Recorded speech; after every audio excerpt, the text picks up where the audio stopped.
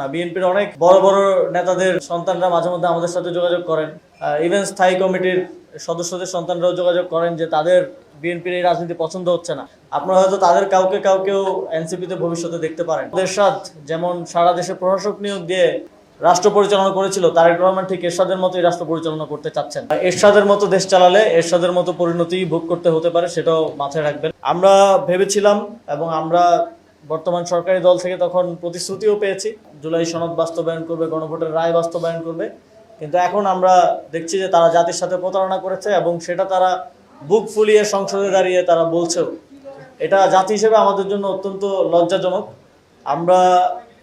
আমরা দেখেছি যে বিগত সময়ে যারাই এইভাবে প্রতারণার আশ্রয় নিয়েছে, রাজনৈতিক প্রতারণার আশ্রয় নিয়েছে জনগণের সাথে, তারাই জনগণের দ্বারা নিক্ষিপ্ত হয়েছে।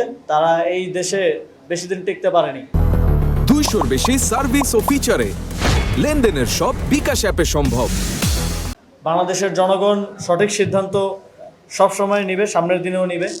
তবে আপনাদের এই ভুল রাজনীতির ফলে তরুণ প্রজন্ম, ইভেন আপনাদের সন্তানরাও আপনাদের এই রাজনীতিকে সাবস্ক্রাইব করতে পারছে না। বিএনপির অনেক বড় বড় নেতাদের সন্তানরা মাঝে মধ্যে আমাদের সাথে যোগাযোগ করেন, ইভেন স্থায়ী কমিটির সদস্যদের সন্তানরাও যোগাযোগ করেন যে তাদের বিএনপির এই রাজনীতি পছন্দ হচ্ছে না। আপনারা হয়তো তাদের কাউকেও এনসিপিতে ভবিষ্যতে দেখতে পারেন। তো আপনাদেরকে পুরো তরুণ প্রজন্ম, এমনকি আপনাদের ঘরের সন্তানরাও আজকে প্রত্যাখ্যান করছে আপনাদের এই ভুল রাজনীতির ফলে। এবং বাংলাদেশে এটাই প্রমাণ করে যে বাংলাদেশে একটা নতুন বাংলাদেশ, যে বাংলাদেশের জন্য এত মানুষ জীবন দিয়েছে, এত আমাদের সহযোদ্ধারা আহত হয়েছে, এটা শুধু সময়ের ব্যাপার মাত্র সেই নতুন বাংলাদেশ বিনির্মাণ। এবং সেই সময়টা খুব বেশি দূরে না, ইনশাল্লাহ সেটা বাস্তবায়ন হবে। আমরা স্থানীয় সরকার নির্বাচন নিয়ে আমরা শুনেছিলাম, স্থানীয় সরকার মন্ত্রী তিনি বলেছিলেন এই বছরের মধ্যে অবশ্যই নির্বাচন অনুষ্ঠিত হবে, কিন্তু এখন আমরা আবার শুনছি যে এই বছর নির্বাচন তারা করতে চান না।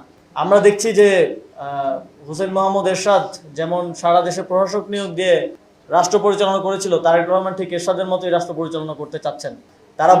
তারা গণতন্ত্রকেই তাদের একমাত্র রাজনীতির বস্তু হিসেবে ব্যবহার করেছেন বিগত 17-18 বছর, কিন্তু নির্বাচিত হওয়ার পরপরই তারা গণতন্ত্র ভুলে গেছেন।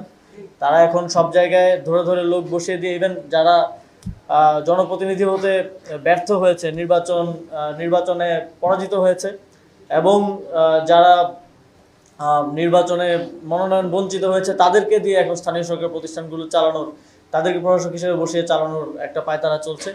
আমরা আহ্বান জানাবো সরকারকে যে আপনারা দ্রুত নির্বাচনের মাধ্যমে আবারও স্থানীয় সরকারের যেই অচলাবস্থা আছে সেটা ভেঙে জনগণের যেই সেবার যেই কাজ সেটা অব্যাহত রাখার জন্য স্থানীয় সরকার নির্বাচন আয়োজন করুন।